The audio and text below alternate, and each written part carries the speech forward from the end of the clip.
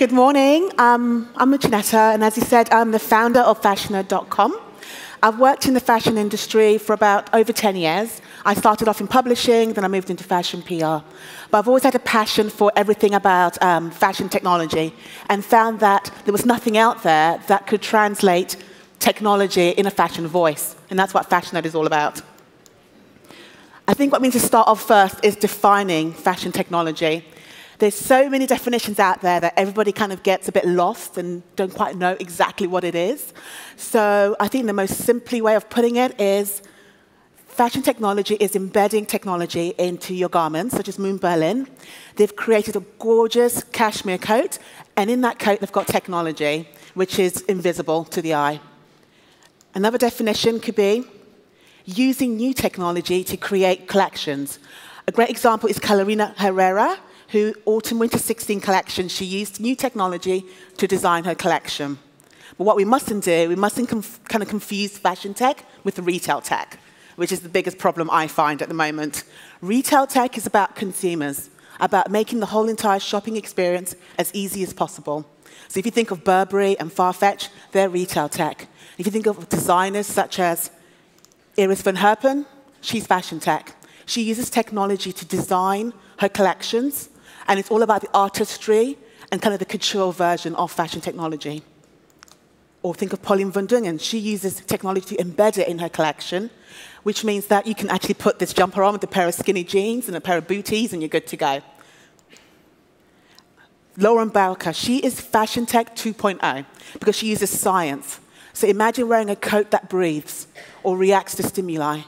Her stuff is absolutely amazing because she has taken it to the next level, but yet she's still able to kind of speak to consumers with her collection. I think when it comes to designing for consumers, that's where the problem is. A lot of consumers, when they think of fashion tech, they think, oh my God, this is what I'm going to be wearing. And it isn't so. I'm happy to say it isn't so at all. We've got Ringly. Ringly's gorgeous accessory. It's a ring that you can wear, like this one right here, but it's got a lot of technology in it. And I think what consumers want is seamlessly integrated technology within their collections. Misfit, that's another one. What I like about Misfit is that they listened. What they first came out with, no one would wear it. In the fashion industry, kind of went, no, we don't wear that kind of stuff. But they listened to us, and they decided to design something that you can actually wear with your normal bracelets, and it makes sense. Vinaya. What we love about Vinaya is that they have come up with a collection that fuses fashion and technology. And when I spoke to Kate Unsworth, she did say to me, when people first look at my jewelry, they think it's just jewelry. And I think that's a win, because consumers don't want to wear something that makes them look robotic or look like they're wearing technology. Emil and Eris, they have designed beautiful coats for both men and women. And just like Moon Berlin, it's embedded with technology and keeps you warm. So we kind of know what consumers want. So what's the next stage? I think we need to challenge the perception that wearable technology isn't fashionable. Everyone thinks wearable technology is scary, it's for the boys, there's nothing cute about it. You know, how can we make it fashionable? At Fashnerd, we came up with the Wearable Tech Stylist.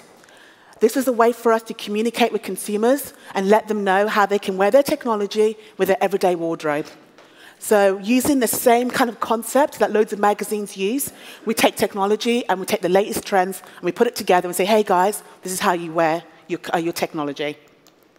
So the latest is Vinaya's Zenta bracelet. We did kind of put it together looking like this. So your usual boyfriend jeans, a cool Jay-Z sweater, why not? The Lee Hot bag, which is a technology bag with, you can charge your phone on the go. We thought it would make an amazing weekend bag. And everybody knows the Apple Watch, and we thought it went great with an Alexander McQueen dress. So the next step is the collaborations. Collaborations are what is putting fashion tech to the forefront, because everybody knows the brands that technology is collaborating with. Great example is G-Star Raw. They have collaborated with Bionic Yarn to create sustainable collection. So all the jeans in their collection are made out of plastic, which I think is amazing. And the plastic is coming from the sea. So all the waste in the sea is what they use to create their jeans. We've got the kind of collaboration between fashion. Everybody knows Iris Apfel. She's well known for those really crazy big accessories, and she is collaborating with Wisewear, and they're designing a collection that will appeal more to the fashion industry. The collaboration between fashion and fitness. Fitbit had a great wearable, but it wasn't very fashionable, and it ended up in the kitchen drawer. Nobody really was wearing it. So Tory Burch came on board, and she was able to combine fashion and fitness and create one of the first collaborations that was out there, and that got kind of a lot of column inches in all the big magazines. Runway Fashion collaborating with technology. Zach Posen and Made for Code. They kind of came together and created this dress, which I think Lupita Nyong'o also wore on the red carpet. So what's great about this is that these are big designers, and they're working with technology companies to bring forward fashion tech so all consumers can get used to the idea of it. The Met Gala. There was a few big fails, like Kate Perry, that wasn't really fashion tech. But there were a good few wins as well, like Emma Watson. She was wearing something by Calvin Klein, and it was sustainable fashion, and it was created out of plastic bottles as well, believe it or not. Karina Kakova was wearing something by Marchesa and IBM Watson. And what was great about this dress was how it lit up. It was a cognitive dress, and it was reacting to what was going on online. So what's the next step in fashion and technology? We need to stay ahead of the curve. It's all about realizing what needs to be done in order to kind of establish it. I think education plays a big role. We need to support all the fashion tech designers that are coming on board, and also look at how we can put it to the forefront. We need to eliminate design limitations. By this I mean, like, everyone's mobile phone has a limitation, which is battery power. So in terms of fashion technology, we need to make it easier for traditional fashion labels to be able to put technology into their collections without worrying that they have to code. We need to think outside the box. Cute Circuit came up with this sound shirt, and what's great about it is that it lets people who are hard of hearing and who are deaf to be able to listen to music. And this, to me, is thinking outside the box. Smart fabrics. That is the future of fashion technology. The great one is from Dropple Fabrics.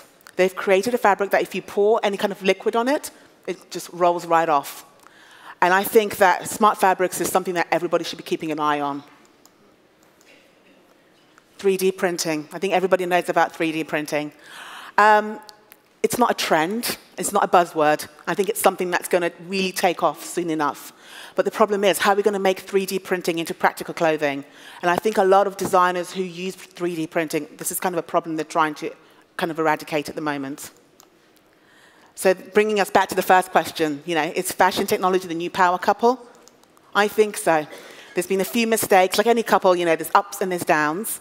But I think it's definitely an industry that is establishing itself and that will run along the traditional fashion industry quite well. Okay, thank you very much, everybody.